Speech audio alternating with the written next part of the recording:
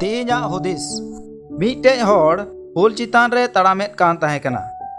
लातार रे दा खंदरी मचा गड़ा अतु कान ताहे कना।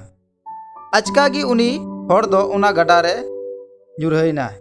उनी दो पायरा बांग बडाई कारण ते अडी मुश्किल रे पड़ावना। ओना इयते दा रगी उनुमोग कान ताहे कनाय। उन ओक्ते रगी उनी दो मिटटेन हाकुई नेल किदिया। हाकु चितान रे उनी दो दया हेज अदिया। इन गोज लेन रे हों आम दो आलम गुजुआ मेनते साब कते गड़ा आड़े रे चपाट गिडी कदिया।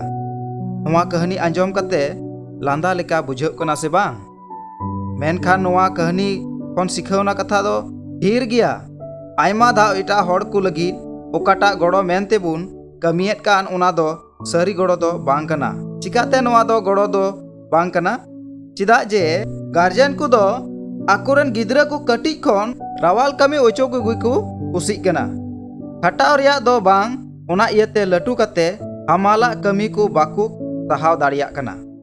नोंकागी आर मिटे उदाहरण लयबुन कना।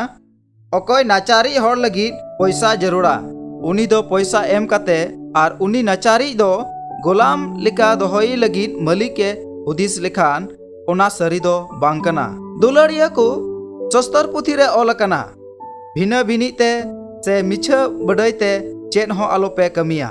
बीच कम निंधन मोनते एटा को अपनार खन दो सरस बुझाव कुपे।